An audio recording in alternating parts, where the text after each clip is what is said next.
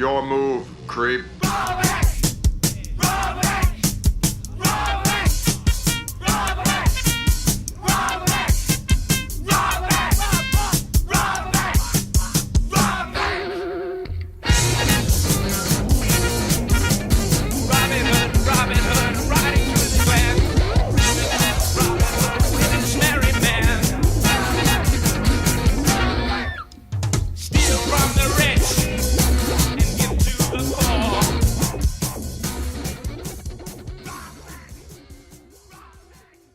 All right, guys, welcome to the first episode of the No Miss podcast. My name is Samson ISTG, and I'm joined by. Thank you for coming out and doing this. I really do appreciate it.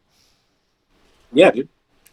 We've been talking about this for a while, dude. Like I remember you were telling me about your podcast a long time ago, and it went from me being like, yeah, dude, I'll be a guest, to me being like, dude, I'd love to be a repeat guest, to like, I think I'd like to be on it as much as possible. Yeah, dude. I remember I was talking about this on Reddit. That's actually where we met. I remember I'd made a post that was just like, listen, I want to make sure I'm on the same page and I'm not fucking crazy. That STG Weekly has like the runs down, right? Mark's got the mechanics down, and there for a while, Shmuptopia had like the human aspect of it down, right? Like the because I know he had you on, I know he had Spiders on, and a bunch of other people, Chinopolis, and I was never Dace didn't have me on. I was on Looking for Pants. That's right. Yeah. I would sometimes get both of those confused, especially coming like so late. Because I know Shmuptopia stopped doing anything. I guess about a year ago, right? Like he had a bunch of family stuff go on, said that he was stepping away for the foreseeable future. He was gonna focus on music, I think, is what he said. But like, Dace, like, he was like, he's before my time. So much of this stuff came before you and I really started uploading, and you know. You probably have more knowledge about that stuff than I do. I always feel like I'm always learning about different shmup tubers and different things from like the homies. So I always feel like when I find something cool, I've missed it. Like yeah, right. I feel like I'm about 6 months too late on it by the time I find anything going on in the community. Yeah, sure. Yeah. I feel like I'm really good at like game knowledge, and I'm really good at like learning that kind of thing. But it's the same thing that we've talked about, and me and Zero Lux have talked about, that we've all been kind of we're all little islands, right?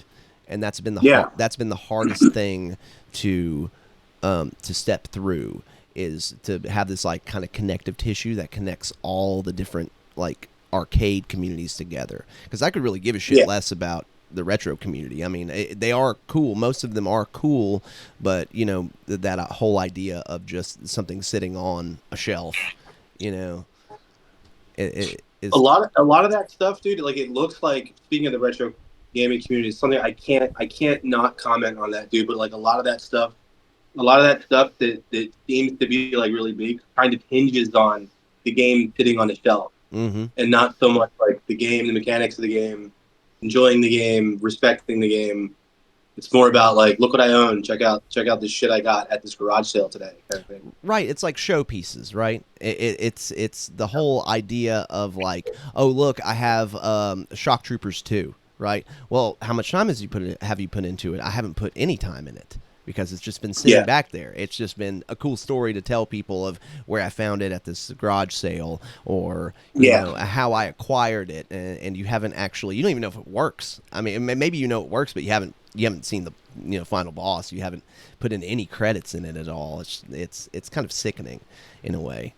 To me personally. And meanwhile, like, emulation has gotten so good that like, you simply don't need to have that around anymore. No, and even for me stepping into this community, I know that there are kind of these horror stories of like, oh well, it has to be played on real hardware. It has to be as real as possible, or it's not good enough. And Right. that was always kind of scary, especially because I've relied so much on emulation for a good portion of my life. I mean, about I had like my PlayStation 1 and my Super Nintendo and all the stuff I grew up with, but like I never had a Saturn. I never, I had a Dreamcast, but like the 3 games for it because they were really hard to find by that point. So emulation was what I kind of relied upon, and there was so much of like, oh, well, you can't use auto fire, and I haven't actually seen any of that, but I've heard about a lot of it. Yeah, I haven't gotten a lot of flack for emulation. I got a little flack for like save states and like weird shit like that, but like the idea that emulation is some sort of like like you're breaking some sort of law by using emulation is kind of goofy. It's goofy to me to the point where like I don't even put much thought into it. Mm-hmm. You know what I mean? It's like, well, okay, well, maybe I shouldn't bring this up. Oh, fuck it. But like, you look at something like Sentinelesti or Sentinelest, okay, and it's like, well, there isn't a fucking tab in every 7-Eleven. Mm-hmm. Like, how else are you gonna play it? It's only in Japan. I don't have a lot of arcade cabinets around me, period. But I don't know if I've ever heard of someone playing Sentinelest in the United States. Yeah, well, that's the thing. It's like if it has to be real hardware, then it's like, oh, okay, so like you need a DDP PCB Yeah, I guess to everybody's play just Don't fucked. Patchy. Yeah. Like, that's pretty fucking pricey, dude. Okay, Yeah. like I don't understand that at all. No, So you'd rather not play the game, like I don't. Yeah, I just don't get it. it's an elitist thing, right? Yeah. It's kind of the whole thing that like starting this podcast has been, and it even starting like making videos has been kind of a fight against, is like, oh well, no one really cares unless you're Jamers or like Moglar or Juju Kenobi. Nobody's gonna watch your shit, and while that might be true that you might not get a lot of views, it should not stop you from making stuff. Yeah, yeah. Like we've been talking about, like my thing has become more and more that like everybody should start uploading Mm-hmm. and talking, because the more of us who have a voice, I think that's a better thing. Mm-hmm. And yeah, like okay, like if you're not Jamers, God bless his soul. God bless his soul. Uh, you know, that's okay. If you're uploading a normal clear and not a hard mode clear, like that's okay. Mm-hmm. Because the thing is that a lot of these games are so intensely challenging, and it really is such a journey that it becomes personal. Mm-hmm. Like people play through The Last of Us. It's not really a personal. It's like you like the game, fine, but what I'm saying is like it's not as personal as somebody who clears Ketsui. Like somebody's clearing Ketsui. That's a personal experience. Mm-hmm. Well, And like, my thing is like upload and share that that intense personal experience. mm-hmm. Well, like if I cleared The Last of Us and you cleared The Last of Us, we'd have pretty much the same story, right? It would be exactly how it was told, exactly how it was meant to be told. But if I played Ketsui and you played Ketsui, and we both score differently, and we both go through differently, and it's really a completely different dichotomy of like the game is still the same, but they're so open ended, and I think that's something I never realized until the last year. Much more personal. Mm-hmm. Much more personal. Mm-hmm. Yeah. And absolutely. Sorry. Go ahead. Oh no! I was just gonna ramble for a second, but no, go ahead.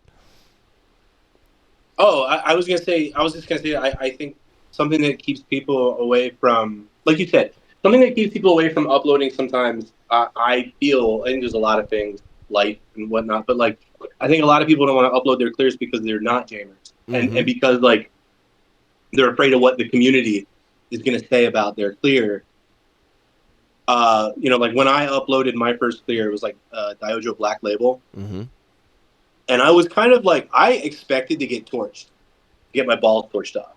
Like I was for sure I was going to get, and I didn't. And I was really surprised by that. And so another thing that like I want to put out there is like, don't worry about what the community says. Don't worry about what people say. Share your stuff, because what's going to happen is that people are really fucking cool in this community for the most part. You know what I mean? Like people are going to be like, GG, bro. Like, and But I have a feeling that my sneaking suspicion is that like people who are new, like beginners, like me, are probably a little bit hesitant to upload a clear because they think like, well, my clear's not quite good enough. Maybe my score's not high enough. Maybe this, maybe that. But it's like, no, dude, just upload the thing. Talk about it. Why are you playing this game? Have a voice, because the more people in this stuff that have a voice, I think things will be better.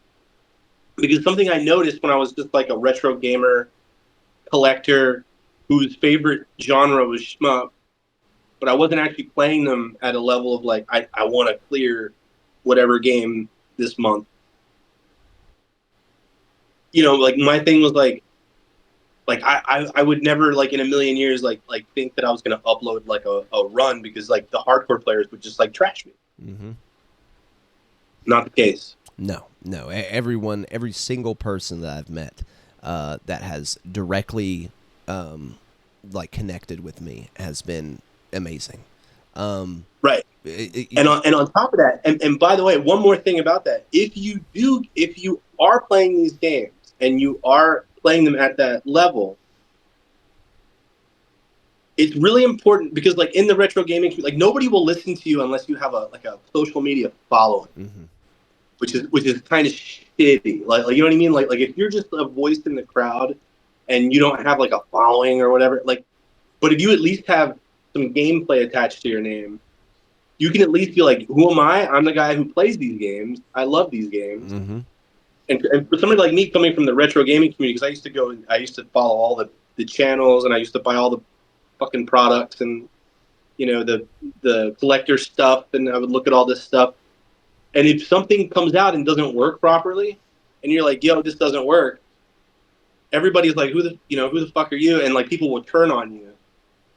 Because you're nobody, because you don't have a voice. Well, in the shmup community, like you can have a voice. It's such a small community. It's like, you know, clear Mushi on a fucking laptop, and now you're one of us, and now you can talk about it and you can participate. You know, I think it is almost like an entry point. You know, it's like breaking past that gate of like. Because there have been, and I mean, you know, it's not much of a community, of a niche community to try to break in for money, but there have been people that have done that, and I think like the showing of clears, or even if it's not even a clear, even if it's a failed run like you've done before, or you know that I have seen before. I know Hazy did some as well, where it shows that you are like understanding of the games and of what it takes to like put in them, I guess. Right. You're not a tourist.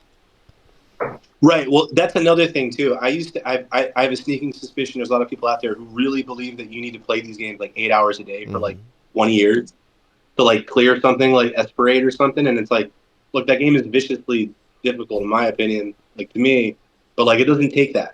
It really doesn't take that. And like once you start to like unfold that, it's almost like a magical feeling when the thing you think is impossible all of a sudden becomes not impossible. And that's another thing I want to put out there too, because there's a lot of players out there who love shmup who don't play them at that level because they don't fully get you can play the game 2 hours a night for a month and actually get a 1CC or 1-all, and it's a really gratifying, rewarding experience. Or like we were talking, like what you said, I'll let you talk about it, just playing for score at an entry level. Just try to beat your first and watch progression happen. Yeah, because it does seem to be, especially if you can't put in really much time at all, then even just that like, stage 1, you know, I got 10,000 better on stage 1. For me, the game that really did that for me was the Livewire port of Mushihime-sama on Steam, because it would, anytime you beat a level, even in a section, it would have it turn yellow, and it would be like, okay, well, you've bested your score from last time. And that was like, it was so on point, because it meant like it was incremental, and it meant that you were getting better. You know, you were stepping up there, even if it was just a little bit, even if it was just by 50 points, you know, and that right there was enough to go. Because, yeah, you're right, these games are amazingly difficult. That's kind of what a lot of people is the best thing and the worst thing about it. Yeah. So it's this weird like two-face double edge of the sword, where you have the people that are expecting a challenge, and then the people that just kind of want more of a step up, like every once in a while, Right. I think seeing that progression is that was like the real, for me, like when I realized that there was actual progression happening, and I Mm-hmm. wasn't getting just shut down in one of these Danmaku games. That was when like something clicked in my brain, and I just became just having so much fun playing these games. And I feel like that's all it takes. I feel like the retro gaming community, which is, there's a lot of people who are into old games now because new games, frankly, aren't delivering. Maybe there's a lot of people because like retro gamers, they're like, dude, retro gamers love shmup. They love them. They love to collect them because they're rare and they're expensive or whatever. But they love them. They're not playing them maybe like you and I would, but I feel like all it takes is just a little nudge, Mm-hmm. and you'll see like a lot more people do like come from where I came from and be like, wait a minute, you mean you like anybody can clear Diojo Black Label? And it's like, yeah, and boy is it fun and Yeah, intense. that's so much fun because Yeah, you see it opening up, just like you said, opening up something in yourself. You realize how, not every game is like this, but a lot of games that from the past 15 years rely on the progression of the character in the game. yeah, And there's something yeah, to be said. I know Spiders really said it best when it's the progression within yourself that really you see that like fostering quickly yeah, once you start playing these, and then that's really when it like hits and you're like, okay, I yeah, can actually do this. yeah, yeah. That's the whole that's like the whole thing, dude. And it really is like a progression. Like there's a clear progression, but it's not just a number that's going up. Mm-hmm. Right? It's not just some new gear that you picked up. It's like, oh, dude, I'm actually getting a little bit better at this. Like, this is pretty cool. I mean, for me, it happens very slowly, right? But I would be the dude uploading failed runs because I was literally like, somebody help. What am I doing? Like, here's the best run so far. What is happening to me? Like, what, somebody help. And it worked. People were like, I remember like doing a failed run of whatever. I think it was Esperade, and like people were giving me like really great advice about like when to use, like the bombs and shit like that. When the whatever the charge up or whatever. And like that was like, I don't know, like that stuff. Even if you're not playing really well, upload your shit and talk about it. Mm-hmm. That's my thing. And like people can be like I've had people get like upset because I was like, man, I wish we could all hang out at the arcade. And I've had people be like, fuck the arcade, like bizarre shit. But it's like we don't have the arcade anymore, so we can't talk about this stuff. Mm-mm. You know what I mean? And so it's like if these games still existed at the arcade, we'd all be sitting there around a couple cabinets. Not everybody's going to be, jamers. So what? Like everybody, like participate. That's my thing. Well, And don't be afraid of what bigger names are going to say yeah. That's about you. that's kind of one of the biggest thing. When you said that, it resonated with me so much because I feel like you realized at the same time where you were like, this is what we got, like right here. This is our our online version of that because we Yeah. can't be in the same place at the same time, and we can't be in the same Yeah. city at the same time. And honestly, like with how spread out arcades now, they're kind of like in. I know when I went through New York while I was moving up here, there was like 8 arcades and then nothing for like 8-9 hours. I mean, Yeah. the closest arcade to me is like 4 hours away, and it has Phantom Battlegrounds and the fucking like I don't know, Rushing Beat 2 or something. Right. You know what I mean? Right. Like no shmups. I think it's got to enter the gungeon fucking shoot 'em up or something. Not shoot 'em up, but like Yeah. light gun game. But yeah, that really resonated with me because it was like doing by by people making videos and people would like I got a comment on my video I released not an hour ago that was like, "Hey, I just watched that. huh? I just watched that, by the way. Oh, thank you, thank you. Did you like it?" Yeah, it was cool. Yeah, it made me want to go back to Zero Ranger. Like that game kicked my ass like hard, and I kind of bounced off it. The story mode, it can be a pain in the ass because it's so Mm. long. Yeah, yeah, yeah. But white vanilla is kind of like where I kind of sit at because it's only as hard as you want it to be, because like Right. the more lives you collect, your lives are like your rank, and then like that makes more enemies pop out. Those enemies become more aggressive, and so by like dying more, almost kind of like Battle Garega, you can kind of keep it down at a lower level. And Right. then the scoring is not based on Dodonpachi. It's actually got like its own kind of unique scoring, like by section, Right. and Yeah. it's really cool. But somebody Yeah. commented on that was like, "Hey, I want to start doing commentary runs, but I don't know what to say." I was like, "Dude, talk about what you ate for dinner." Like Yeah. this. Talk about anything. Yeah. Yeah, yeah. Talk about how hard this section was. Talk about your day. Because at the end of the day, all of these things have been covered before a million times. We're not saying Yeah. really necessarily anything new. We are saying it. That's the most important part. Yeah. Yeah. There's been like videos where I'm like, I'm gonna do a commentary. It's, by the way, it's really funny, dude. Like my buddy Nick, who I started my channel with, he's the reason I did my first comment. I was never gonna do a commentary for my first clear, but he was like, dude, you should do a commentary, and I was like, yeah, yeah, sure. And I moved across country. Like months later, I moved across country, and I made a video because really, like, I wanted to reach out and like make friends who play these games, because I was like getting into like playing them at a higher. I mean, I suck at, but like playing at like a higher level, and I wanted to like reach out and like see if I can meet. Like, I thought I'd meet like maybe like one or two people who also play these games, Mm. and I discovered like this fucking vast like community of shmup tubers. And but I still hadn't done like a commentary run, and my buddy Nick was like, "You should do a commentary run of that. Do a commentary." Finally, I did a commentary run of it, and it's on my channel. My first clear was Diojo Black Label, and the sound, like the audio is like all shitty because I wanted it to sound all punk rock and like, you know what I mean. So I used my headset mic, and it sounded all like shitbag.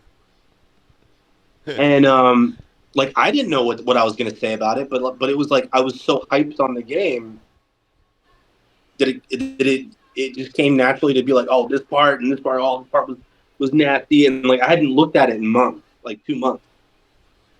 But by that point, I think I had moved on to Ketsui, which beat the living shit out of me, and I had to walk away from Ketsui for a while because I couldn't clear that shit. I had to go like build my confidence with some other stuff. But like my thing is like usually when I do a commentary, like I have no idea what the fuck I'm gonna say. Mm-hmm. Very rarely do I write down little bullet points. Like I usually just wing it, and recently a lot of my commentaries are like not even like a lot of times I'll start talking about like I don't know what, like like telling people to upload video, like whatever I talk about. It's a stream of And so, but consciousness, right? Yeah, yeah. yeah, but you're right. It's like what you said hit the nail on the head. It's like, dude, just talk about what you have for dinner. Like talk about your life. Like you know what I mean? Like because a lot of these I've seen. I consider so okay. A lot of these commentary videos that you'll find that have very few views, somebody will say something in the commentary that's like all of a sudden it's like profound. Like they'll Mm-hmm. say something and you'll be like, "Whoa, dude! Like that's kind of wild." You know what I mean? Like I don't know. Like there was a commentary. I'm not gonna name, but like somebody in a commentary once was like, this game, like it won't lie to you, and just that was like, whoa, like that's actually like pretty fucking. And he was talking about how it was actually Keegan, the developer of Stellar Fury. Actually, I'll say who it was, Mm-hmm. but he was talking about how he gets to the end of the game always to the final boss and stops playing. And he was exploring that in his commentary, and he was just talking about like, why do I do this? Why do I always get to the final boss and then I don't want to beat the final boss? And there's something about that was like so interesting. The video had very few views, but there's like nuggets of really great shit in there, dude. And that's why it's like I want to hear. It's hard to find the stuff because there's a lot of it. Mm-hmm. But like that's the kind of stuff that like people should talk about. And frankly, I think it's healthy. I think it feels good to have a little bit of an outlet. And you know what, dude? Like anchor it to a game. You know, if there's something you want to say about life or the world, anchor it to the game you're playing and use that as, you know what I mean? Like just, talk about stuff, which is something that I definitely do. Yeah, yeah. On my channel, like we were talking about, like you and I have been talking quite a bit. We were talking about, like making YouTube videos and how I think some people see using video games to say things that you want to say as being sort of foul or something. Like, I don't believe that at all. Mm-mm. In fact, I encourage it. It's like, that might get your foot through the door. Now people are going to pay attention to you because you're playing Zero Ranger. Now tell us something. Yeah. What's on your mind? You know what I mean? I don't think there's anything wrong with that. In fact, I think it's kind of like a really cool thing that everybody does. And again, the more of us who are sick of the bullshit that start speaking up, the better. I really, really believe that. And when I say sick of the bullshit, I mean, like we're not playing AAA games anymore. We're not playing the Assassin's Creed sequel anymore. Like I think shmup players have like really one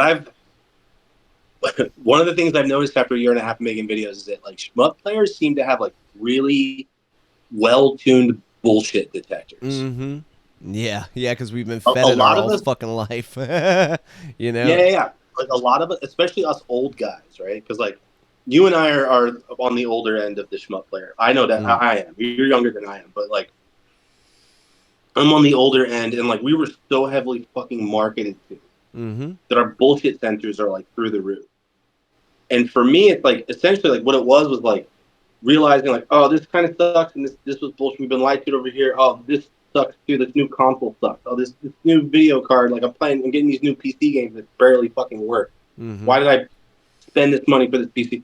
And it's like next thing you know, you end up in the purest place. You're just playing shmups. Mm-hmm. These games won't lie to you. Well, I remember we had talked about this I think like 2 days ago, but where it was like the truth that we were fed in the late 90s of like the PlayStation 1 and the Saturn and even the N64 kind of, but not really, of like technology's getting better, therefore games are getting better. We can make more of them at a cheaper rate because we're not using carts anymore. That it turned into bullshit pretty much because like, the game that kind of made me stop playing games for a while, Final Fantasy VII Rebirth, its budget is like the GDP of a small country, and all this shit just kind of mounted up on top of itself. I remember when I stopped playing games for like 10 years. Was in like the PS3 era where I was like, I bought that console and I paid an arm and a fucking leg for it, and it had nothing on it. Like at first, it had nothing on it. Oh, dude, I was working at a game shop. I was working retail when that thing came out, and month people were like, "What's good for the PlayStation 3?" And I remember being like, "Nothing." There's nothing happening on that thing. It was also when Japan really started taking a nosedive in the quality of their developments too, where like Gears of War had started coming out, and like Halo had kind of cleaned house on the Xbox, and so they were like, okay, so instead of like doing what we were really good at, which is like making these kind of lower to middle budget and just pumping them out, and then kind of seeing what sticks. We're going to copy, like, I remember Binary Domain. I mean, nobody really remembers that, but I remember that. It was like a shitty, like, Japanese Gears of War knockoff, and I remember seeing that and just being like, it's gray, it's brown, it's ugly, and then there's, like, 50 other games like that on there, and I was like, it was kind of the same thing that happened to me last year, but I didn't like explore anything else. I was just like, I guess just gaming sucks now, and it will suck forever. And I guess I just don't like it anymore. But instead of like that frustration, of just like ending it, actually like I don't know, like went into an unknown here, and it paid off so well, Yeah, that's it's funny. It's like slowly but surely, I went from like playing, like getting the new game, whatever the new game was. Every week's a new goddamn game, and realizing like I'm not finishing these games. I'm getting like a third of the way through the game, losing interest, buying the new game next week or 3 or 4 days later when the new game comes out, doing the same thing, and then but slowly I was shifting more towards like playing the old games, like retro games. So I was playing like and like shmups were like my favorite ones, but like I was playing more like whatever, like Castlevania 3, Ninja Gaiden and stuff, and like stuff like that. And I was like slowly starting to realize like, oh, these games aren't as hard as like a lot of people think they are. Like they're actually not. Like you can figure these games out. Like when you're 7 years old, you play a game a certain way. When you're 35 years old, you can figure out Castlevania, dude. You know what I mean? But slowly but surely, I was playing like older games, and then less of the new games, until eventually, like I wasn't playing any of the new games, and very, very little. Saving and it was money. all like retro. There's another thing, dude. Right? So and because like I have anybody who watches my channel, like like I have a game collection. The reason why I have a game collection, speaking of saving money, like I didn't have to buy Castlevania because I already had it. Back in the day, emulation wasn't great, so you kind of wanted to have like the cartridge and the CRT because of the latency wasn't the best, and so like that's why I have that collection. Nowadays it doesn't even fucking matter.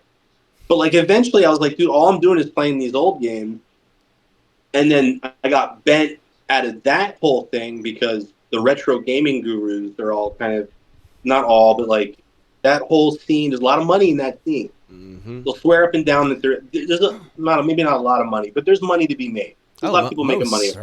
Most certainly there is, between like the misters and like the video, or like the guys that are like Hidden Gem Part 25. These guys got something hooked up, and it's kind of like a, I don't want to start. Well, it's like a cabal of these people, and they're all friends, and somebody might be making a product, and it's like they're not going to talk shit about this guy's product. They're all going to review the product, but really it's an infomercial for the product. And then you get the product, and you're like, it plays everything really great except Gate of Thunder. Why is it the shmup that was the pack-in title? How come that game has like audio issues? Like because nobody's playing those games. And so I went from like that whole thing to, I'm going to tune out of all that shit, all that retro gaming shit, and I'm just going to focus in on like a shmup. Because I was watching Hazy Levels, some other shmup tubers, and they were saying like, Mark was one of them.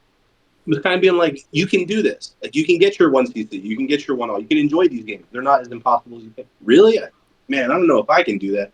I was like, I'm going to apply myself to this. And I saw that progression. All of a sudden, it was like, I started making my way slowly through stage 3 in Diojo. And I was like, oh, it's working. If you can slowly get through stage 3, you can get through stage 4. Start thinking. If I can get through stage 4, I can get through stage 5. And it just became super fun and super intense. By the way, what a hard ass fucking excuse me, what a hard ass fucking game to pick for your first class. I didn't know any better. I honestly didn't fucking know. I didn't know any better. I was like, I just picked it. I was like, this is the one I'm gonna play. Like if going back, I probably would have picked either Batsagun or DDP. How long did it take you to get the clear? In 2 months. Damn.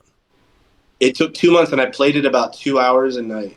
I can't play more than like 2 hours a night. You know what's funny, dude? Zero Lux, the homie, he was like, he posted something not too long ago. It was like drinking coffee and playing shmups. And I think this is something like other shmup tubers have talked about this. But the thing about it was like I would get done with work, and then I would drink my late afternoon coffee, and I would just play. And it would take about an hour to get warmed up. The coffee would kick in, and I'd get an hour of like however good I can play, which isn't very good at all. And then like beyond that, like things would devolve. I would start dying in stage 1, and I'd start dying in stage 2, and I would have to stop.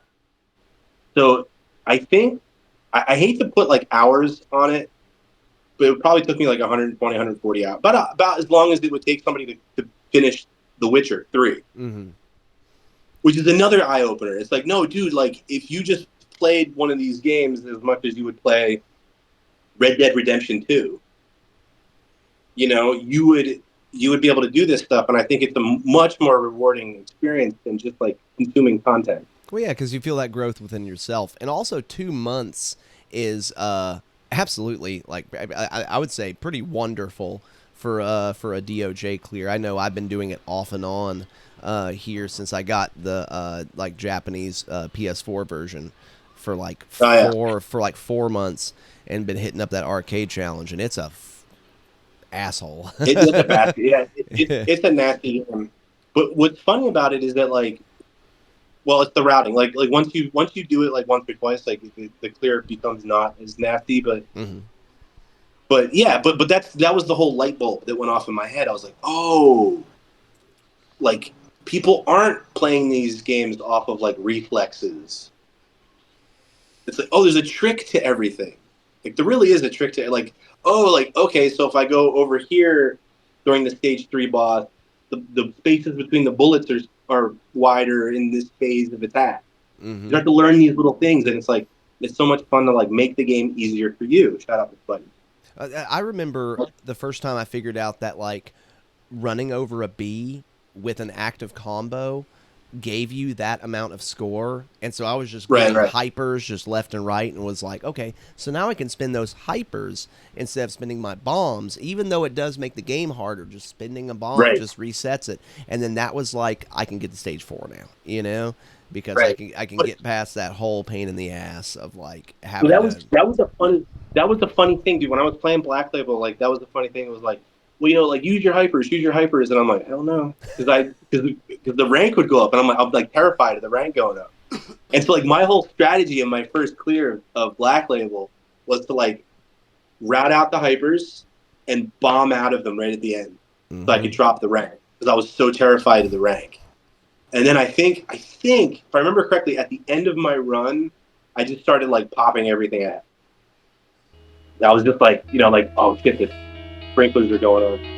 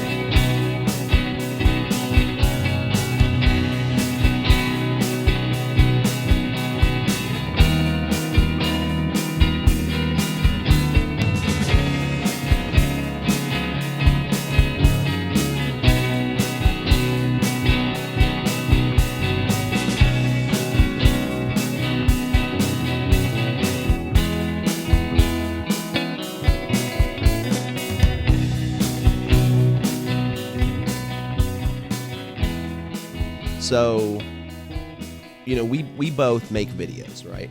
But I know we both kind of do it in a different way, and everybody has their own way of doing it. So, explain to me in the best way you can your approach to making your videos. Okay. The way it normally works actually is I'll have an idea. I'll start to think of things, and it could be like it all in like the idea of like what the video is going to be, or what it's going to be about, or it could just be like how it's going to start. And I get this idea in my head, and I think about it for like weeks, and then I don't write anything down. And then for some reason, all of a sudden, I'll be like, I need to make this thing. I want to make this video, and then I just usually that's when I start writing things down. I make the video usually pretty quick because it's about as long as the inspiration lasts. If I take too long, I'll either lose interest or I'll, chicken out or something. Because a lot of times my videos are very personal. Um, sometimes it's different. Uh, sometimes I have no idea what the video is going to be about, and I start putting shit on the timeline and like seeing like what happened. You know. Um, but my thing is like, there's been so many times where I've started a video and I'm just not having fun, and so I just stop. And I don't go back, or it never gets uploaded. Or sometimes I'll make a video and then I look at it and I'm like, for one reason I don't like it, or I chicken out or whatever, I don't upload it. Maybe I show it to a couple people, a couple friends, and then once they see it, I get like whatever I wanted to get out is out. Mm-hmm. It's like somebody saw it, two people saw it, I don't have to upload it, and now I feel better or whatever. But usually it's like as soon as I'm not enjoying it, I just stop and I walk away. That's generally my process. But like, to be honest with you, like the longer answer would have been like every video I make is usually made a little bit differently. Yeah, yeah, You yeah. know, like sometimes like pieces of one video that I never uploaded end up in another video, or like all like I sent you a sequence the other day. Mm-hmm. I don't know if I'll even ever use it. But it's like this thing. Like sometimes I think of this down. I wonder if that'd be cool. It would look and sound cool, and if I put it together and like I don't know, like. But mainly for me, the thing is that like if it's not fun, I can't do it. Mm-hmm. If I'm not having fun, I can't do it. And as soon as I'm making a video and like maybe it's not working, because that happens too. I have an idea for a thing and it doesn't work, I have to stop. Like I can't fucking do it. Usually it's really fun and you can't stop it. Mm-hmm. And it's like 3 or 4 like nights of like no sleep. It's just rolling, just like a Just yeah, Mm-hmm. yeah. And usually it takes me like 2 weeks to get started, or 3 weeks to get started, whatever, however long it takes. And then once I start, like I just don't want to fucking stop until it's done. And then uploading is miserable for me every time.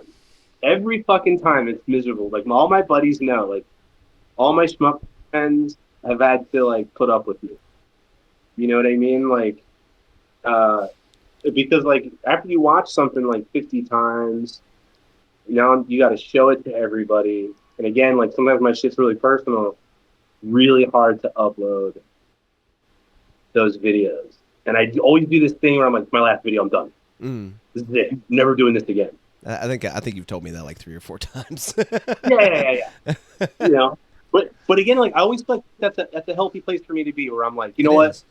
um, I could stop doing this at any minute. You know, um, like to not have a schedule. And we've talked about this before. Like, as soon as you have a schedule, it might feel like as soon as it feels like work, Yeah. Mm-hmm. that's when it gets like kind of whack. I think sometimes I'm in a maybe like a downer kind of state, and making a video really makes me feel better. Like you see on my Mm-hmm. on my channel, sometimes it's a 2 minute video upload that's like kind of like a nothing video. Somebody Yeah. described one of my videos, but I love these nothing videos, and I was like, yeah, that's kind of what it is. Like I kind of like that. And I would tell other people out there, even if that's your thing, like do it. Mm-hmm. Just fucking do it. Like just put stuff out there. Like why not? Yeah, a video about a video. Like it can be just kind of whatever you want it to be, right? Because at the end of the day, because my approach is extremely similar to yours in a lot of ways, where my channel is my video diary, right? So Right. I know that like sometimes it's a lot of times I would say almost like 99% of the time right now it's clears, because that's kind of what I want to go for at the moment. But like there's a ton of Yeah. stuff that I've got in my head that I'm like, okay, I would like to do that. When the inspiration hits, I know that I have a lot like going on in my life, right? So I have to kind of schedule around that. And Sure, I get it. I get it. that is the hardest part. That is the hardest part, because you have to keep that momentum going, but at the same time you're like, okay, so I have to like go around this and around that, and you're so worried in the back of your head that if you miss out on the chance, you're gonna have to wait for it to come back around again. That Yes, that's why I do my stuff really fast. mm-hmm. Like it's got to go now. Yeah. That is absolutely the hardest part of it. because like I have like a notebook of ideas I've written down, and they morph and change every day. And I know, we had talked about that Blaze of Storm video that I'd made that I'd shelved for like almost a month because I was like, do I really want to do that? Do I really want to put that out there? Such a negative sounding video. Have you ever? I didn't think that was a negative video, dude. I didn't think you were that harsh. I didn't think that was a negative video. I mean, that's so. And that's another thing. Like a lot of people see your stuff differently than you do. It's something that I've learned. I see my shit as a certain way. Other people see it differently. I didn't think you were being that harsh.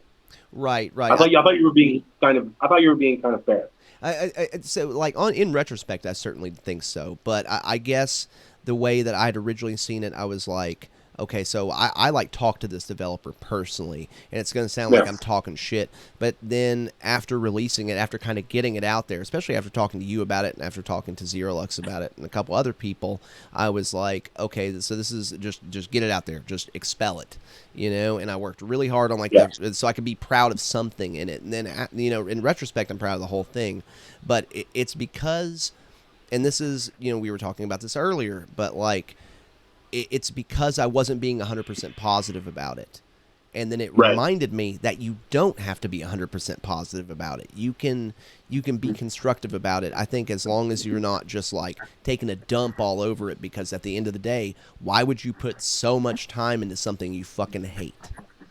Right. That's the day of right. So that's the other thing. It's like, yeah, it would be very hard for me to make a video about a game I fucking despise. Mm-hmm. Then I'd have to play it, and that's edit not fun. Like, and put it out. And everything else, Yeah, exactly. Like I talked some shit about Ninja Gaiden Ragebound in one of my videos, and like I never played it, which is kind of fucked up. But it's like I don't want to play. I know it sucks. Like I don't want to fucking play. We have so much time on this earth, man, and not enough time to play Shinobi or Ninja Gaiden Ragebound. Because I did play it, and it's so forgettable. It's not even that bad. It's just forgettable. Yeah. Well, yeah, that's the thing, and it's like, somebody asked me once if like Shmup ruined other genres of games for me, and I think my answer was like, I don't think so, but like now when I think about it, I'm like, yeah, it did. Yeah. Well, certainly. Yeah, quality. I mean, yeah. It's such a high bar of even other shmups. Like yesterday, I was playing Mushihime-sama, and then I went to Futari. I've been playing a lot of Futari, and I'm like, I can't go back to the original Mushi now because it's the first stage is so slow, and it's really like pushing you in there. And then Futari just starts full bore, 100%. And the way that it's so dense in just all the best ways has really ruined I mean any other game genre for me, because if it doesn't and it's not like low attention spans, it's just the fact that games are meant to be played. If I wanted to watch a good story, I would watch a movie, and I know that's and not all games have to be like that, but that's just what I like personally. I'm not saying I want every single video game to be like that, because there are some extremely good stories in video games, but I believe that the gameplay should be first, and then the story should be able to be ripped out without affecting the gameplay or put back in whenever you want. Yeah, I was really waiting for Stalker 2 for years, and Stalker 2 came out, and installed it, started playing it. It was like right about the time I started making shmup videos, and it was like broken out of the box. And I was like, of course it is. After being delayed for 3 years. And so I was like really jaded, and I was like, fuck. And then I guess apparently like they fixed it recently, so I played it like a few months ago. And it was like an hour and a half, 2 hours in, and I'd encountered like 2 enemies. It's just walking around, Yeah, and I'm like, bro, I'm going back to Batsuga. I'm gonna go play something else, dude. Like this sucks. Have you ever shelved a video? I know you kind of went in on that like earlier, but have you ever made something, spent all that time, and then just been like, something changed? Yeah. Well, nothing really changed. I made a video that was like 20 minutes long, 25 minutes long, and like 2 of my friends saw it. Spider saw it, and Neon Dagger saw it, and then I never uploaded it. Damn. Yeah, but it was okay because it felt okay. It was just, I think I just wanted to put something out there. Like I just wanted to make the thing. And once my friends saw it, I was like, well, I don't need to upload it now. And it was like really personal, and maybe I was embarrassed by it. It's a little too But here's the much. thing, dude. Like when I was a kid, I had a high 8 camera, high 8 tape, Mm-hmm. and me and my goofy friends would make these stupid little short films for fun. And we didn't even have like editing equipment to like all the editing had to be in camera. And there was no YouTube, there was no like distribution apparatus or anything like that. We just made these stupid little short films that we could watch them, Mm-hmm. and it was so much fun. And so like, there's a big part of me that's still that. It's like it's gratifying, even if it's just like a couple of my buddies see it.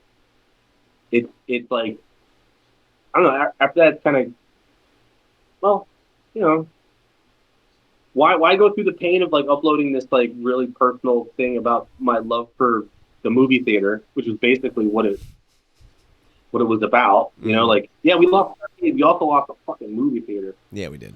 Yeah, we Uh, did. it was like church. It was like the idea behind the video was that like the movie theater was like my church growing. Mm-hmm.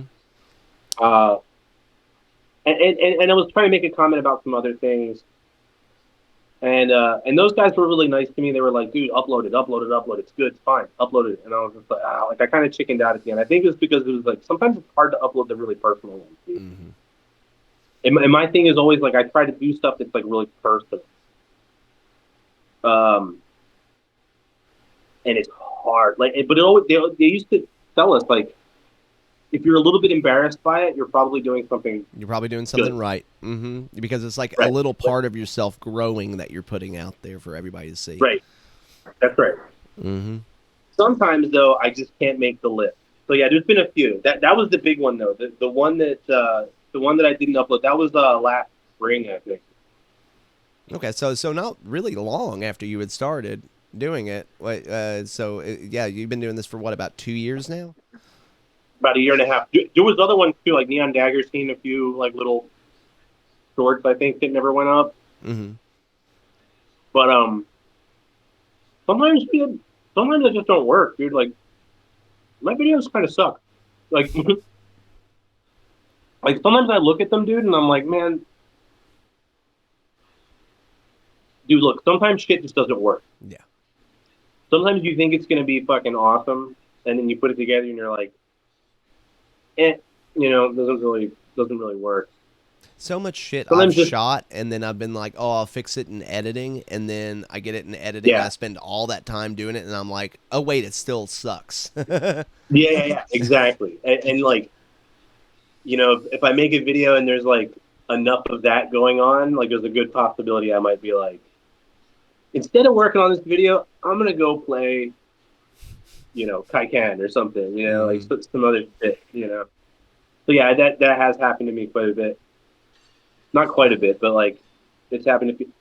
I'll tell you what happens often, dude. Is like I'll have this idea in my head, like I'm gonna make this video, make this video, and then I get a different idea, Mm-hmm.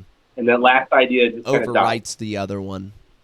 Yeah, and then I'm like, oh, I'll do this, and then that idea just dies. Next thing I know, there's like a month has gone by, and I'm like, I haven't made shit, and I'm like, well, it's the way it goes, Well, you know? I remember I had an original idea. Like my idea was after the Blaze of Storm video. I was gonna play like an instrument in every one, and then I Oh said, yeah, that's and cool. then I moved into the apartment, and I was like, oh, I got to be really choosy about when I do that, or else I'm gonna Oh blast my yeah, fucking neighbors out.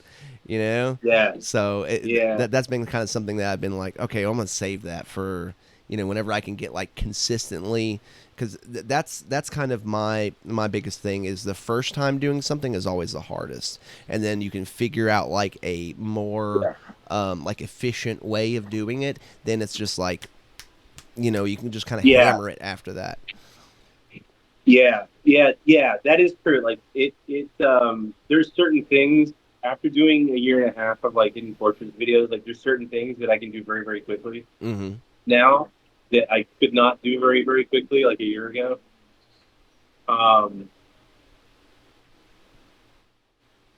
And then there's some things that just take taking forever, dude. Like the thing I hate, you know what drives me crazy about making videos, dude? What? Is like getting all the assets together. Like we were just talking about this the other day. Like getting all the things together. Like I never want to do that part. Like getting it all imported into the editor. Once it's in the editor and I can just sit there and like do my thing. That's actually one of my favorite parts. That's the funniest thing. Is that's one of my favorite things. Is like picking and pulling from everything. I can't like no. I mean, like I like choosing the images and the sounds. I just hate. I feel like physically getting them into the editor. Right. Yeah. The hardest thing for me to do was because I remember being on Twitter and Zero Luck shared a video of his timeline, and then Spider shared a video of his timeline. I was working on Blaze of Storm at that time, and I had like 3 things on there, and I was like, man, this is pathetic. And that, I feel like that took me, like a lot of effort to do. And then I look at that and I'm just like, oh my God, it's Tetris pretty much. Yeah. Yeah. Yeah. I mean, sometimes, I don't know, like some of my favorite Shmup videos aren't super, like some of my favorite videos that I've made don't look like that on my. Some of them do, but some of them don't. Some of them are just really short and simple. Well, I don't know. You remember one of my favorite Shmup videos ever is Hazy Level's video about Hibachi, and it's literally just him sitting next to a river talking about all the shit he had to go through to beat Hibachi, and it's like so emotional in a way, because even though he's not like really like like letting the tears flow or anything, you can tell that there's a lot of like just himself in that. He's really like bearing it all, just to show you how much it was just to beat Hibachi. And Hibachi's a fucking dick, because I've never made it to Loop 2, and it's probably going to be a while. I know I've fought him in like Arcade Challenge, and I know that in Redneck All-Stars, which I've been playing a lot, the TLB is really like based off him, and I can't get through it without bombing. And then it's got a bomb shield and all this other stuff, and I'm just like, dedicating yourself just to that one single task, and then doing a completely almost unbroken, like almost half an hour just talking about that one single task. And that was so fucking cool, because that was like the basis of what we were talking about, just boiled down into its like simplest form. Yeah, dude, Hazy makes great videos, and I'll tell you what, Hazy uploaded a video basically talking about like Loop 2 in that game in Diojo is just kind of too nasty. Like it's even Hazy was like, I don't know, like this is the best I could do so far, playing amazing in stage 5. But kind of being like, I don't know. And I was like, you know what? I was kind of glad to see that, because I was kind of thinking the same thing. Because I was practicing Loop 2, and I was like, bro, this is fucking nuts.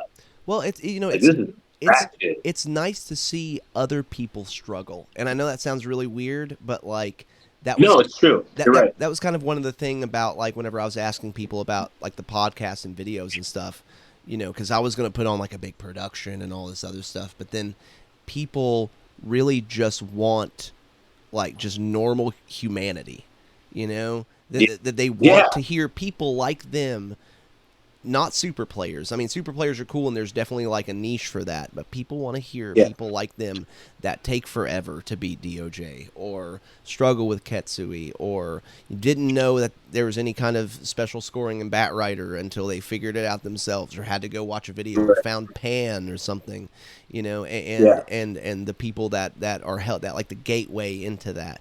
And I thought that was really cool. I thought that was really eye-opening to kind of get that peek behind the curtain, I guess. Yeah. I think that is what drew me in. It was literally people saying normal human beings can do this. And that's what made me be like, really? I don't know. All right, let me see if I can give it a try. And then being like, oh my God, I'm doing it. And that's like that's the get down, dude. Like that's what I think is really fun about this stuff, is like all people are characters, dude. Like if you think about like all the Shmup tubers, they're all fucking characters. Oh yeah, every single one of us have fucking problems. Yeah, dude, we're all a bunch of fucking characters, dude. And I think I think it's really great. Like that individuality is like really fucking dope, dude. Like, you know, like you go to an Octane stream, it doesn't feel like it does Maka's stream, and that's fucking that's a great thing because it's like, you know, there's that individuality. It's like, you know, and hopefully my videos don't feel, you know, like other people's, like, you know, like you want to feel like your videos don't feel like other people's videos to me. Like your videos look and sound like a Samsonite video. I really think that comes with the territory for shmups, right? That it brings out a certain honesty in people, and that honesty is like cannot And be like humility. it cannot be subtracted once it is introduced. That's right. Yeah, It and is humility. tons of And humility. humility. And yeah, because it's like shmup players, dude. Like we've all kind of had our asses handed to each other. Like, I don't know, like there's some dickheads out there, right? Like we all know that are just gonna be dickheads. But like most, like 99% of the shmup players I've talked to are really humble people, especially the guys who are really fucking good. Oh yeah, oh yeah. Talk to him, And everyone, you know. the best thing about this community, in my opinion, is that everyone is available. And I really stress that to people, especially newer players, Right. that like if you see somebody you like, that's cool. As long as their like comms are open, hit them up. You know, Yeah. talk to them personally. I think I've talked to every single creator that that I like, that I respect. At least sending Yeah. them a message and just being like, "Hey, that's cool," and they respond back. I remember the first time you responded back to me, or Spiders responded back to me, or Pan responded back to me, Mark responded back to me, and I was just like, "This is so fucking cool," and it kind of breaks that whole thing that's bred into you from birth, especially being like after post blockbuster Hollywood, Batman '89 kind of thing, where like the idolization is untouchable. Right. It really is punk rock in that way. The shmup scene. Oh, most You know, certainly, most certainly. even the rock stars are standing, like they're right there. Like you can just reach out and talk to them. Like game devs are like right there. You can just go. You can just talk to them. Oh, dude, yeah, yeah. I don't. You know? I had never been in a playtest before until I started like doing this, like ever. Yeah. I think I was in like public betas and stuff, but I'd never been in a playtest before, and I thought, oh, dude, I'm so fun. I'm getting the real backstage pass here, and stuff like that. But Yeah. then it was like, oh no, it's just everybody's really fucking cool and really human in here. Like nobody is like a corporate figurehead. Yes, or that. Yeah. Yeah. There's very little of that. I think it's a super cool space. And again, like this is why I'm like, it's like there's really nothing. I mean, like we're all individuals. Maybe we're special. We're whatever. But like there really isn't anything special about it. So everybody should start uploading. Like don't think you can just because you're not do-alling Ketsui. Like fuck all that, dude. Like upload your failed runs. And or do crazier thing, like be weird. That's my thing too. Is like be weird as shit. And yeah, because like I was watching a year and a half ago before I was really making shmup videos. Like I was watching Spiders videos, and I consider him a friend now. Yeah. So anybody can like this isn't like it's not what it looks like often. Like these people are like they're just dudes, man. They're just dudes chilling at the arcade on the internet, and you can just walk right up to them and be like, "Hey, bro, what's going on?" And they're usually really fucking friendly. At least in my look, you go to certain places. Maybe you say a thing. Maybe you get some dickheads say some shit to you. That's how it is everywhere. Okay, but if you reach out to someone directly, I've never had a bad experience. I've never reached out to somebody directly and had a bad experience myself. No. Yeah, like I'm trying to think, and I haven't. But like yeah, like like anywhere else, I'm you go to certain forums or something, and maybe you say something, and people are like, oh, that's another thing I wanted to say. people shouldn't shit talk other people's runs. Score another 80 million. Well, maybe I fucking Dude, will. okay. I knew I could see it in your eyes. I was like, he's hinting around this. I was like, I'll say it. Fuck it. Yeah, dude. Like, you know, like that's the thing. Like we should all be looking out for each other. Like be encouraging. I guess that is kind of encouraging, but that's kind of a shit. It is. To a beginner though, at that time, because I was fresh. Yeah, it's to not a beginner, best. I was like, oh my god, it took everything I had to get 25 million points or whatever, you know. And I was like, I'm not going to be accepted until I get, you know, because I didn't look at things then like I do now. I was very much like, I'll be accepted once I get a clear. I was seeing it from like a normal community, like, you know, because I'd been in the fighting game community before, and that's how it was with the fighting game community. Was like, if you didn't have tourney wins, you didn't get respect. Right. Okay. Yeah. Mm-hmm. Yeah, I can see that. That's a vicious. That's a vicious thing to get into the fighting game. Fighting games are gnarly. I played very lightly, semi-competitively for about 4 years around the time DOA 2 came out. Okay. The on the PlayStation 2, I remember I got pulled in because I was like skipping school at at the mall one time. I got pulled in and I ended up winning the tournament, and I was like, this is really cool.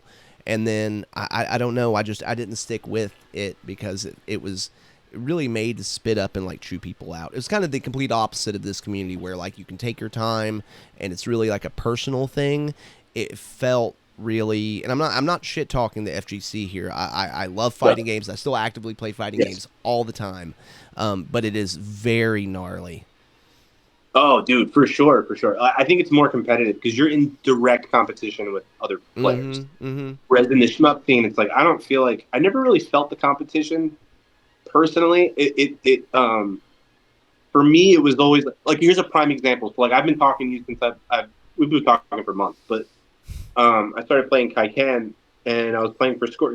Really, you're not going to play Kaikan for much of anything other than score, right? So like, I'm playing for score, and my personal goal was to get to 300 million because I saw Dez and Octane. And I was like, if I can get my name up there with those guys, I'm not trying to beat anybody, but if I can just get up there with them, I'm stoked. So it's not really competitive. There's been like 2 or 3 I've been like, I want to beat this motherfucker, you know, but it's never been like there's never been like because I hate you. It's just because it's been like, I'd really like to do this, but then, you know, it'd always be like, oh well, I have a score that I haven't posted, and I'm just like, god damn it. You know, but it was always in good fun. It was never like a video game bitch smack or anything. You know. Right. I remember when I got my Galuda clear, S Galuda clear. I remember being like stoked, like, oh dude, I fucking cleared S Galuda, hell yeah! Which, by the way, S Galuda is a great game. For anybody out there, that's another good one. I think it's good for a first clear, maybe. It's just like the S Galuda one, but I remember I cleared Escaluda, and like the first thing I did was I went to Hazy's channel, and I was like, "Look at Hazy's score. Did I get a higher score? Nope. Damn." I was like, you know what I mean? I was like, I had to compare like my score, and I was like, dude, I scored like 300 million in Grand Cross Renovation and thought that I held the record for the United States, and then I saw one dude on Twitter like a month later that had scored like 600 million, and I'm like, I mean, I can do it, you know, but like that was a pain in the ass to get, you know. Do I really want to go back and do that this soon, you know? Yeah. Well, that's another thing too, is like, do you really want to put out, like, how much time do you really want to put it? I mean, I guess it depends on how much you like the game. But yeah, like, for me, like, to it so soon, you know, too, is another thing where it's like that was for me, it's never been like directly competitive. I mean, I'm a survival player anyway, but it's never been directly competitive. But yeah, every once in a while, I just want to see where I stand with other players. And if you start looking at scores, I'm shit. I'm just saying, dude. Like, you know, dude. Like, and that's okay. Like. But my point is that you're putting them up there, though. That's the most important thing. You know, you're putting them up there. Yeah. Like my thing that like again that like my thing is like for me it's not really like I'm competing with. It sounds corny to say it, but it's like I am kind of competing with myself. Mm-hmm. Uh, and the game. The one thing, dude, that's interesting, dude. I just wanted to throw this out there too. This could be a topic in and of itself, but like as a survival player, you get like hard to talk about this without sounding. This is a good time for me to say this because I do have like a lot of humility. But like you get like when you get to a point and you have like however many 1-alls or 1CCs, the 1-alls and the 1CCs don't really hit Mm-hmm. the way that your first couple did. No, no, You know what I no, they mean? do not. No, they do not. Yeah, right. And so you get to a point where you're like, okay, well, what's next? So maybe the 2-all, and then that body slams you through a table, and you're like, oh, okay, shit, now what?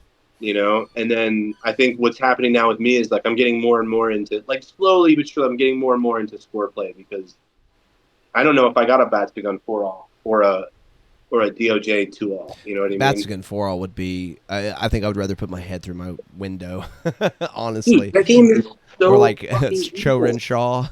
You know. Dude, Batsby gun special is so fucking evil, dude. Like those revenge bullets, dude. It's not just revenge. It's a stream of revenge bullets that track you around the screen. Mm-hmm. Oh, have you noticed that if you point blank enemies, the revenge Yeah, bullets will they not don't come shoot out? 'em. Yeah, or, Yeah, or like or like you can point blank them, and then you're like, okay, shit, I got to move away. And then once you move away, if they're still like actively coming out, they'll then like come out, and it's like, oh my god, dude. the whole time the explosion effect is happening, it's just like, Mm-hmm. and you're like, dude, what in the name of shit And it's so am I messy. supposed It's to do? so messy too. There's no rhyme or Oh, reason to it. It's just it's like this big line that follows you, and like everything yeah, that you've learned from the extent of the jam or anything else about like dodging and like leading them. No, that's why doesn't really. that game gives you a bajillion bombs. You know? Yeah, and I'll say this, like I love Bat Big Gun Special, and I'm still playing it.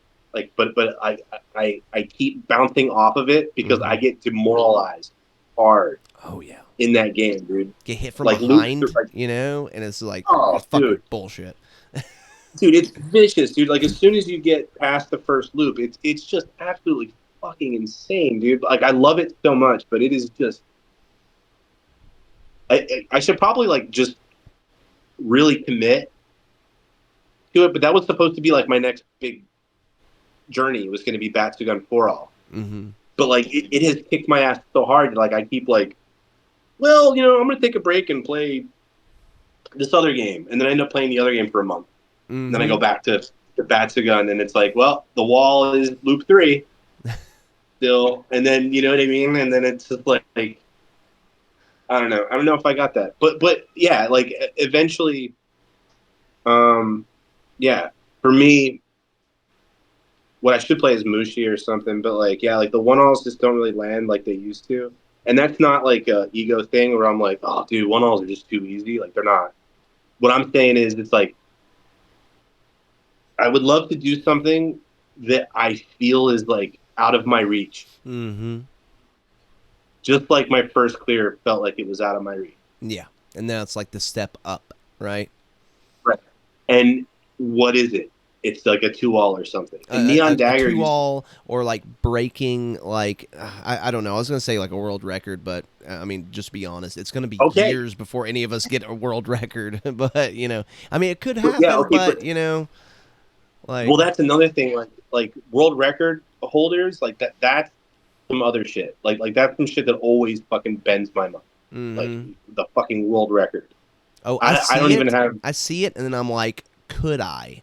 Because then there's people like Yeah, like Moglar that come in after playing Toho for a year and just destroy Ketsui, right, and it's just and you're like, holy right, shit. right. And look, like people will say like, well, it's not really about like this. Like nobody cares like how good you are. It's not about skill. It's about the journey. It's like you care how good you are. Yes, you do. Yeah, don't lie. You know what I mean? You know what I mean? Like you care and you want to be able to do like the next big fucking thing. And for me right now, that's the struggle. It's like what can I do to really get that that feeling of like mad fucking achievement. And I'm like, I don't know if I got it. I don't know. And Neon Dagger used to tell me, he used to tell me like, so you're gonna get to a point that everybody gets to where like you get your 1-alls and stuff, and then the next level, that's the hard reach. Mm-hmm. Oh, I can totally Like that's understand where that. nobody makes that reach. Mm-hmm. You know, and now I think I'm there. So And it's like mine right now is Pro Gear. I'm okay, to stage 4, great and game. like clearing Pro Gear and scoring in Pro Gear are both kind of the same thing because of how Sure. cancels work in that. Of like getting those diamonds keeps you safer because it cancels more bullets, but it's a horizontal game that has like a good portion of its game is vertical. A good portion of its playtime is vertical, and because of how like lock-on shots work, and it is bending my brain. But like every time I do it, I have a blast. But yes, and then I end up bouncing off of it at some point because I'm like, this is too much for me.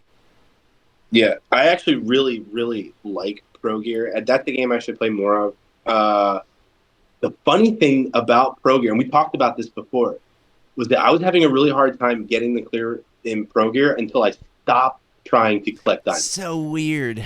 So Dude, weird. like yeah, like because like I was trying to cancel as many bullets as possible, so I was waiting for the screen to like I think fill Mm-hmm. with bullets or something. Like I don't know what I was, but as soon as I was like, you know, forcing myself to just survive, like I cleared it. I Yeah. cleared it like multiple times, like back to back, and I was like, oh, dope. Okay, I got that clear. Well, it's something that cave games have a lot, I've noticed, is like really amazing rhythm, right? Especially when it comes to scoring.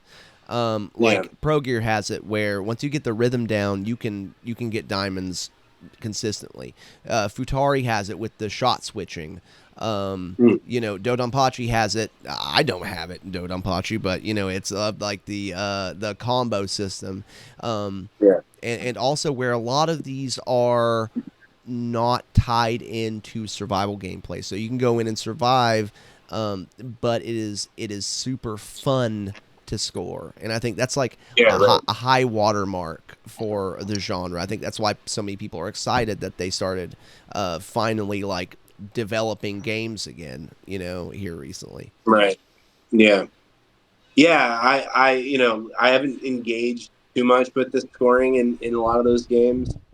Um, as a survival guy, like you kind of don't like usually in cave the way like you kind of don't have to score. Like Mm-mm. you're gonna get that second extend even if you're not reaching for scores.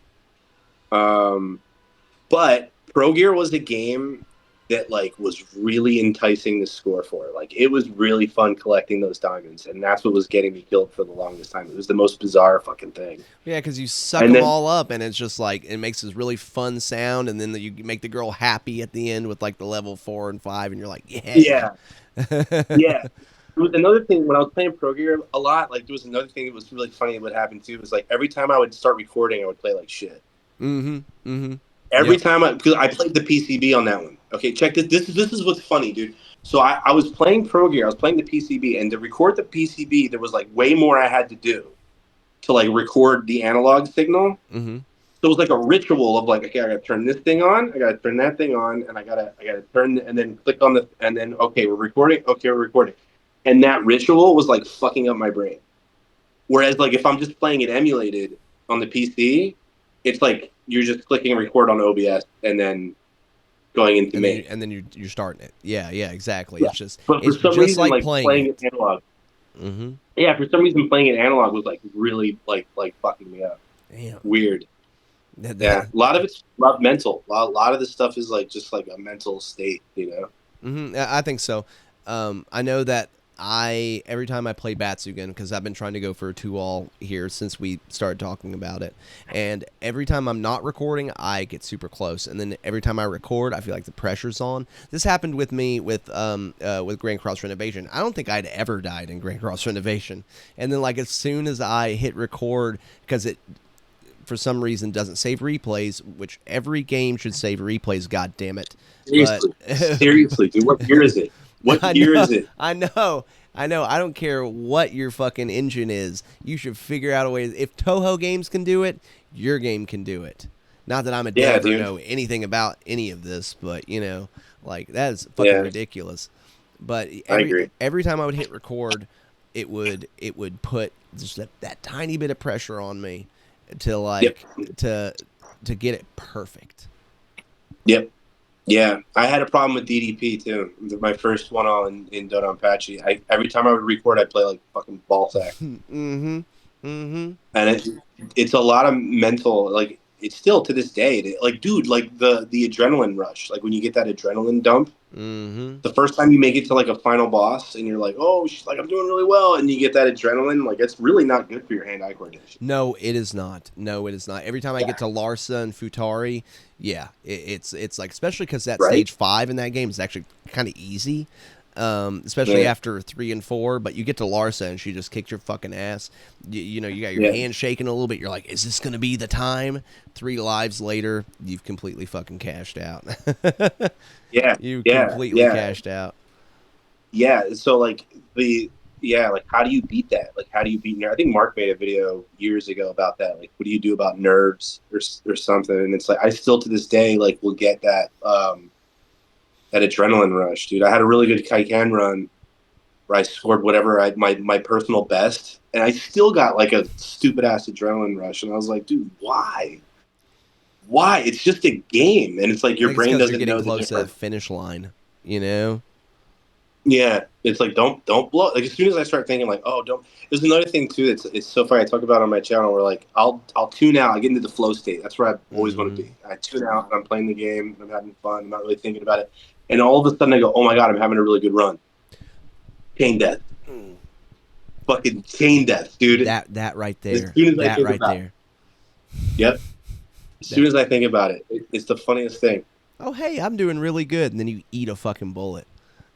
Yep. Every goddamn Every time. single time. Yep. And so like you really have to like for me, like there's been a few times where I just like I got frustrated. I wasn't angry, but I was frustrated, and I was like, I don't care. I don't care anymore about this stupid clear. I'm just gonna play the game and have fun. Mm-hmm. I think it I comes don't care, and I with got clear. it comes with understanding that we're not DSP. Like we know it's us, not the games, and I think that almost makes it worse in a way because then you get really Yeah, down on yourself and like yeah. I know I can do this. I've done this before. Like why am I having issues?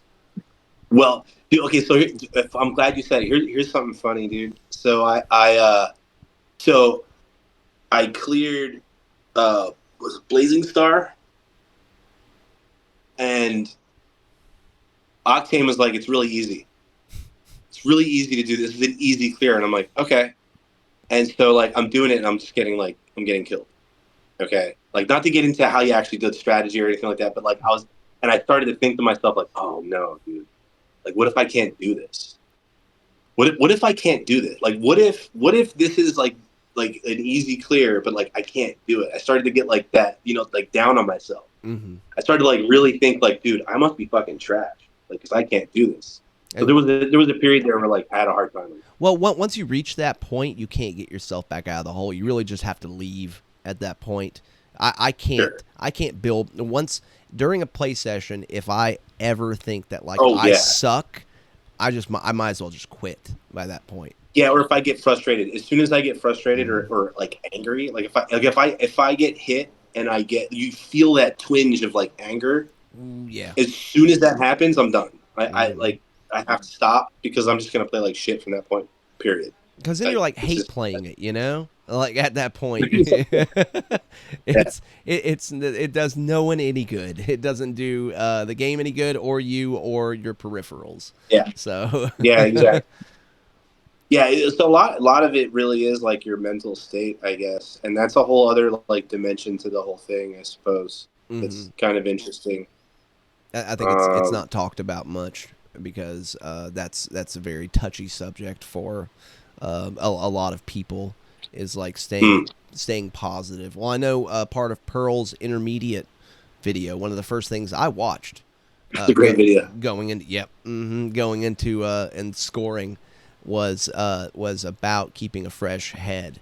And luckily, like, I'd been through like CBT classes and stuff before, so like I knew about a lot of that, but I'd never thought to kind of like apply that to shmups, you know? Right. Somebody actually told me once, I got a comment once early on my channel, where somebody was like, listen, you know, if you lose enough at these games, you will start to like psychologically see yourself as a loser. Mm-hmm. Be careful. And I was like, really? That's interesting. And I don't know if I've ever really experienced that, because like I really do only play a few hours a night. Yeah. And one thing I'm really good at, and I was not good at this before shmups, or when I was a kid, is that as soon as I do get angry at a video game, it's actually really easy for me to walk away from it. Mm-hmm. You just get up and fucking walk away from it.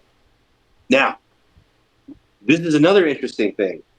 Somebody told me, this was recently, somebody left a comment on my channel, and I thought this was really interesting. They were like, I think, and whoever said this, I wish I remember who it is. I don't want to take credit for what, I didn't say this. Somebody else said this, but they were like, I think losing at a game like The Last of Us is more, it's harder to take than losing at an arcade game that you know is really difficult. Yep.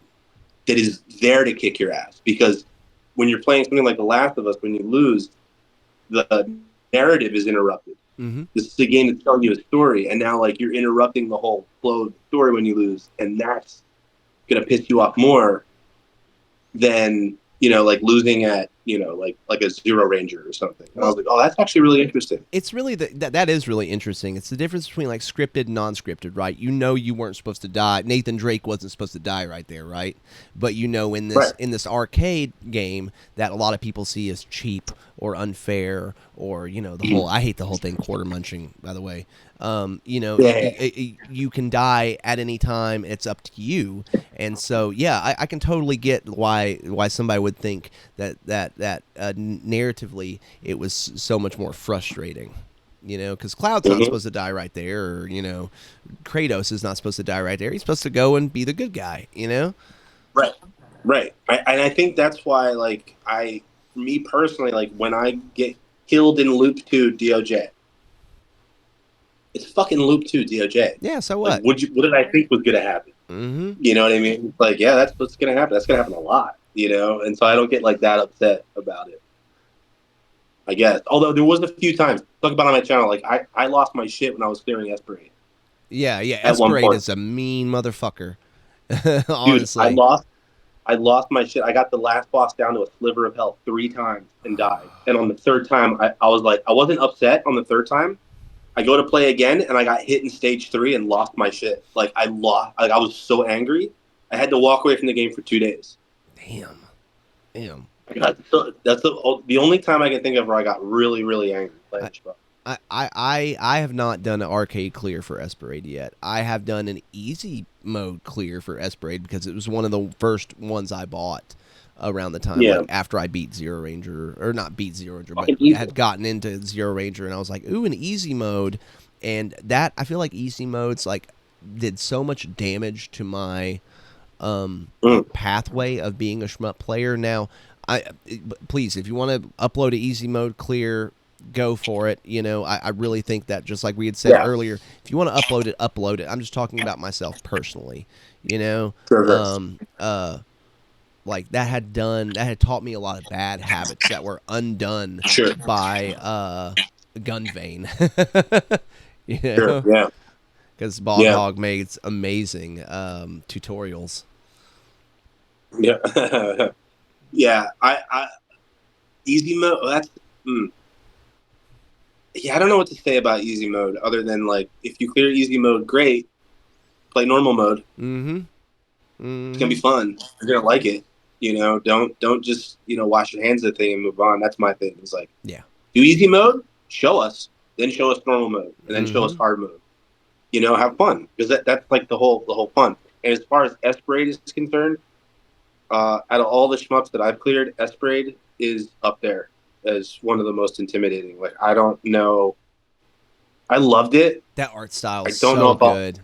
So good. Oh, it's fucking rad. It's so fucking cool, but like I don't think I would ever try and clear it again. No.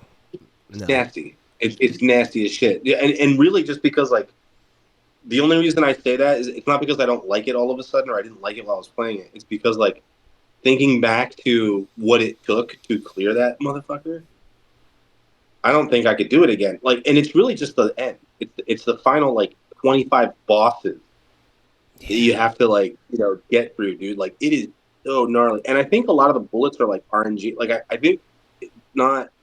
I think there's a lot of that game you can't route. Mm-hmm. Oh, the amount Is of what makes bullets that that can be hard. on screen in that, and like the spaces you have to go through, especially with how weird your hitbox is on your back, is so weird. And stage 4 to the end is like they're not fucking around anymore. You Oh, know? dude, it's nasty. That game is evil, but what I love about it is how evil it is. Like Mm-hmm. I fucking like that one and like Battle Garega are the two most intimidating shmups that I've cleared. Mm-hmm. To me, still, if I was like, oh, I'm gonna go back and do a moto clear in Garega, that would be a lift. Like that would be crazy. Like that. Tiring. Ibarra, maybe. Yeah. Yeah. The Ibarra's Like bullets are what throw me off, but I fucking love Ibarra. I especially love Ibarra Kuro. that's the one that I have not cleared that I would love to. Mm-hmm. That's one of Ibarra is like always like in the back of my mind, but I'm like terrified of it. Oh yeah, especially because it's like Battle Garega plus. You know, like Yeah. it's like you like rank mode in Battle Garega, you're gonna fucking love rank plus this. It's pretty much Dude, in just the runs first off that. stage, you can fuck your rank in the first stage of Ibarra, and it'll fucking Mm-hmm. destroy you. And Mm-hmm. again, like speaking of Pearl, he made a really great video about that game. Shout out to Pearl. That turned my eyes to that game, and it's like it's one of the ones that's like on my list, and it's like one day. Oh, I know. Maybe that's what I should go after. Maybe that's the clear I should really try for. So the way I see it is, I will play Ibarra after I beat Kuro, right? So Ibarra Kuro is like the arranged version of it that came out Right. like a year after. It's a lot more cave than it is Yagawa. Like it actually has like a Right. rank bar at the top, and getting roses gets your rank down, and it's kind of like DFK a little bit. I'm not a big fan of DFK, but I do like that dynamic of like it feels a lot more of a balance between Cave and Yagawa instead of just one or the other, and Right. and so Okay. I'm gonna get that. Those pink fucking bullets though, man, especially the sword ones it's like I don't know the right place to be, and I know that like you can hold down your bomb for like a big missile, and it's like, when do I do that? It's this whole thing, so it's definitely a learning process. Oh yeah, that's the thing about it. It's like there's a lot to figure out. Mm-hmm. It's another one of those ones where it's like you're gonna have to like sort of dig into it, like fucking like Bat Rider. That's another one. Oh, That dude, I want to do an advanced. I could talk about Bat Rider all night. Yeah, yeah. There's Well, so much hidden in that game, but yeah. that's what makes it so great. Mm-hmm. I still haven't uploaded my shitty normal clear. It was like as I was playing it, like all these things kept happening every run, and I'm like, what the fuck? I'm like, there's like Sorcerer Striker bosses showing up, Mm-hmm. and like Garega bosses showing up. I'm like, what the fuck is happening? Oh, dude, you probably Come got to a find higher out, score than I did, honestly. So I would upload that shit, man. fucking doubt it, bro. Bro, I am balls at scoring at Bat Rider, even though it's one of my favorite games ever. It's like your bomb and your aura like make certain background objects like 10 times their worth, and that's how you score.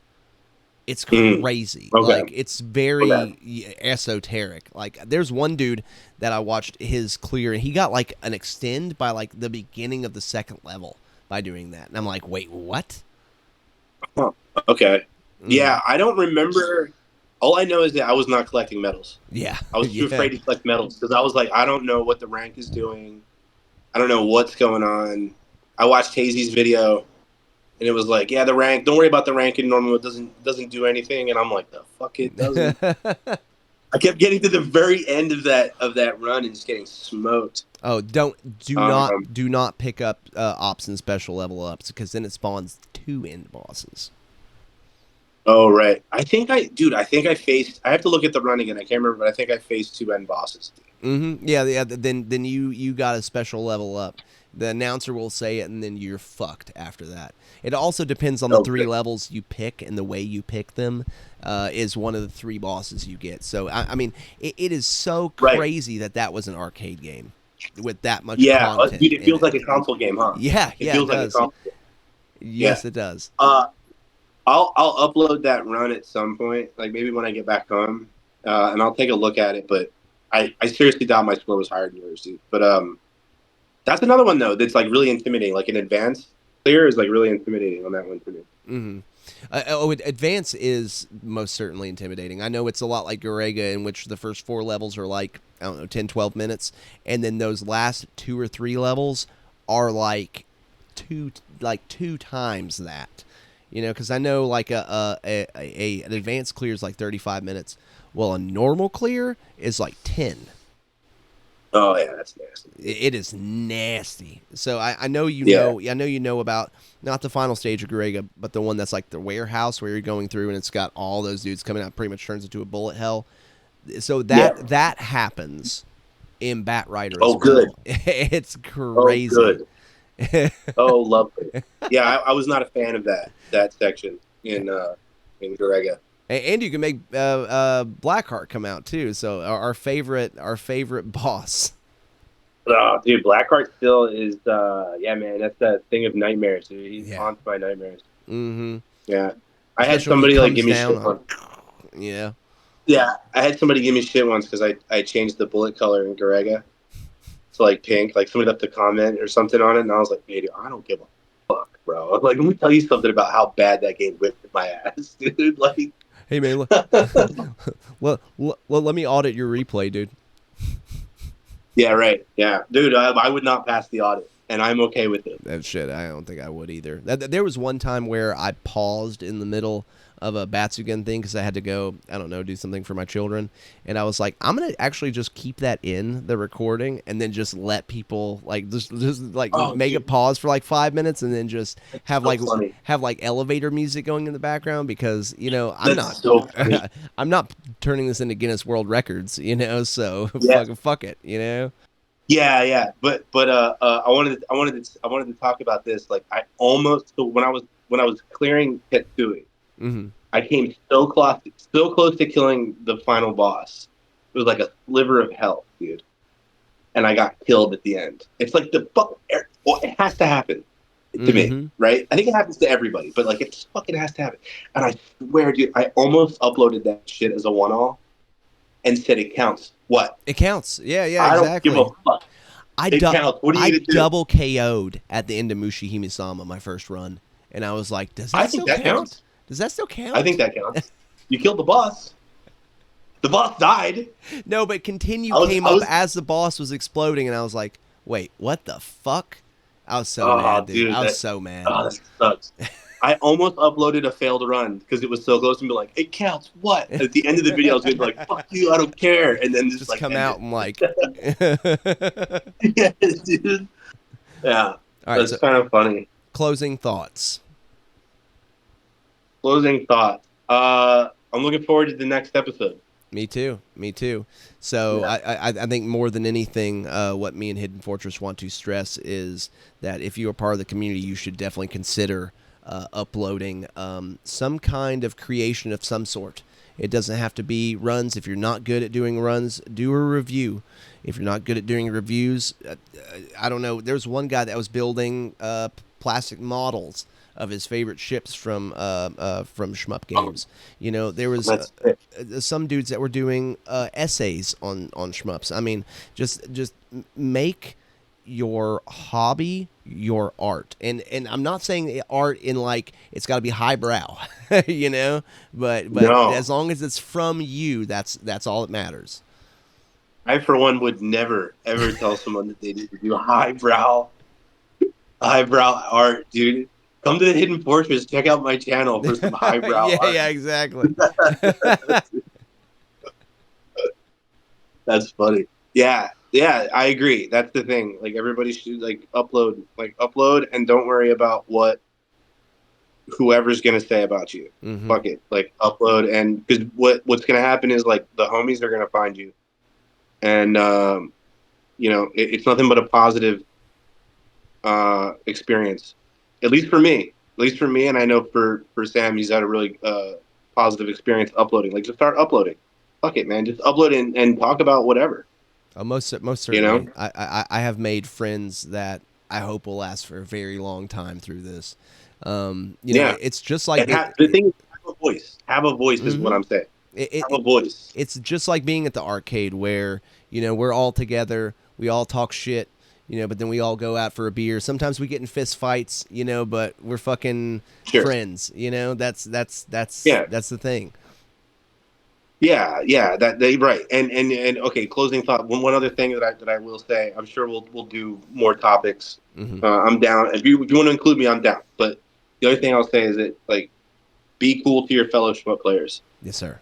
Be fucking cool. And like, like if somebody doesn't have a following, if they don't upload videos, still be cool to them. Just fuck everybody be cool. If you're a Sanwa guy and another guy is a Semetsu guy, be cool. Cool. Like, don't argue over some dumb shit. You don't have to like the same thing, but at least fucking tolerate each other. And also, don't ignore people. I think that's really a main thing, is because everybody's voice is worth being heard. Yes. Yeah, and I agree with that too. I have a bad habit of not being on Discord for long periods of time. If anybody messages me on Discord, I don't respond right away. Please understand, I'm not ignoring you. I love you all. I'm around. But yeah, exactly. Don't ignore people. Respond to your commenters, for God's sakes. We all know we all have lives, especially with a lot of us being older. But mostly it's in message boards, I've noticed, where people will just get run over, and but we also know that those are super hectic as well. So everybody's doing the best they can, and that's all that matters. Yeah, and I think that's what's going to keep all this like going, and that's what's going to keep all this alive, and it's a lot of fun, and yeah, I guess that's my final thoughts. Yes, sir.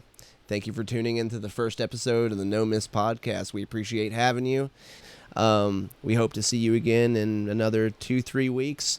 The next time we can record another one, let us know what you think below. All right. Peace out, guys. Cool. All right. Later.